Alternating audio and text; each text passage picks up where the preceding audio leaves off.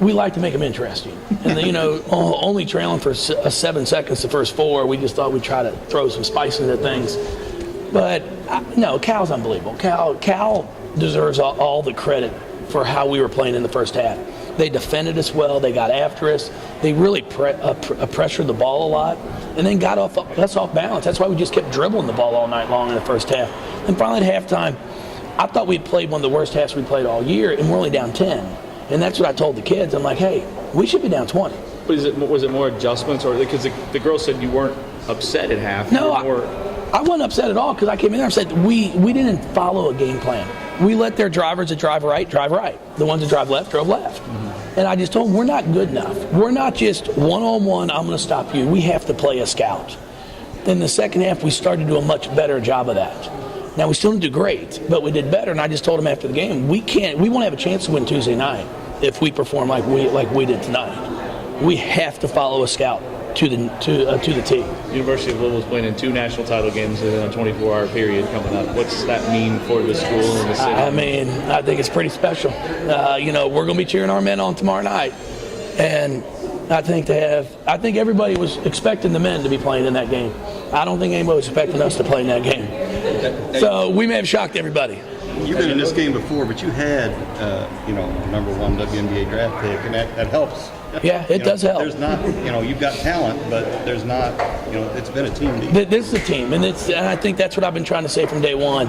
We have a program here, and I talked to our kids about recruiting. We're going to go after the top players, and we have to get some of these top players to say, hey, why can't I go to Louisville instead of School A, School B, School C?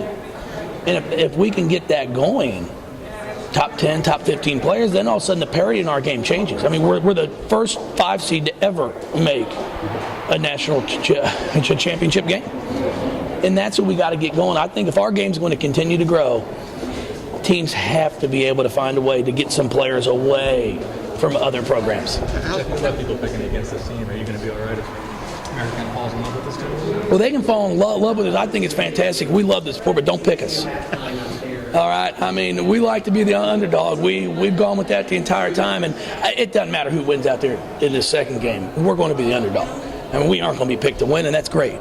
But we're still going to have to show up and play. I mean, they're 2 fantastic teams, well coached, great players, and we're going to have our A game. How strange is it? You don't lead, until a couple minutes left, and then you're in the championship game. It's unbelievable. It's fast and boom. Yeah, we talked about chipping away at the lead, chipping away. We come out, I think we scored the first 5. Yeah. And now it's down to 5, and it may have gotten back up to 7, but I don't think their lead was any more than 7 in the second half. Right. At the under 12, it's 4. And then at the under 8, we had a chance to take the lead, and then we miss a layup, and then we give them a 3, and it goes back to 4. And I said, hey, at the under 4, we got to get it back to 2. Or, right there where we're a one possession away, and we did. And I got to give our kids, we stepped up, made free throws. You used those 3 timeouts after baskets, too, and I think you converted. You either got a stop or a turnover on pretty much all 3 of them. Is that just to give your girls a little – you had some momentum on all 3 of them to give them a little break? Well, that, and I'm a big – I learned from Coach Sandiford that I worked with for 6 years, 2 at Western Kentucky, 4 at Nebraska.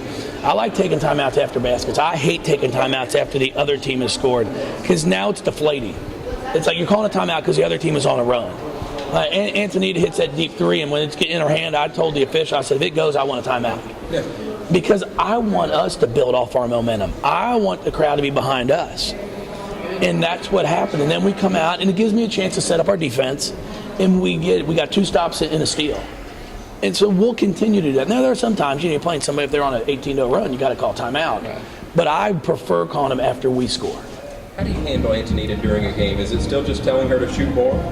Yeah, when she's got the open look, she has to shoot the basketball. She's the best shooter, probably standstill shooter that we have. Shoney makes a lot of hers off the dribble and trying to make a move.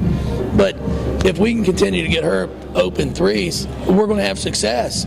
And the big thing is, she's a matchup problem at times because she plays a 4 for us a lot. Now all of a sudden, if you're going big, you got to put a big player on her, and she can step out and shoot it from pretty deep.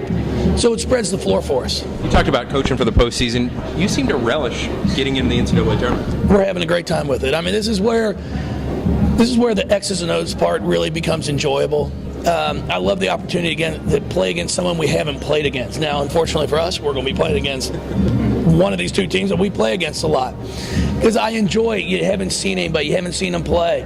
Like Clarendon, I watched her on tape and I thought she was good, but boy, she's a lot better in person than I thought I gave her credit for, and I thought she was a really good.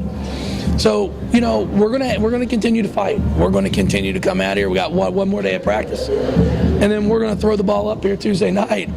And why not? I mean, that's our philosophy right now. Why not? I have 2 more questions for Coach. Used Survive in Advance, visits to Muhammad Ali's cruise destinations, that sort of thing, for motivation. Was there anything on the movie list or on the motivation list this last 2 days? Well, no, we sat there today and showed him some clips from We Are Marshall, and then we used a Miracle on Ice, combined them together. We're trying it whatever we can, but at this point in time now, does it really matter? I mean, if you aren't excited to come out here and play, then you got problems. So I don't think we need any motivational tactics for Tuesday night. But we're going to have to get a lot of rest tonight, get a good night's sleep tomorrow night, and make sure we're at our best for Tuesday. There were a lot of Louisville fans came down from Atlanta to New Orleans. This next time, you hoping for more? Yeah, it'd be great. It's unbelievable. The fans jumped in a bus, came down here, and they're bussing back tonight. We had fans that drove down there driving back tonight. It'd be awesome if we could get all those fans up there cheering on the men to a national championship. Just get in the car. You're taking off work anyway. Drive down here, cheer for us on Tuesday night, and let's see what can happen. Thanks.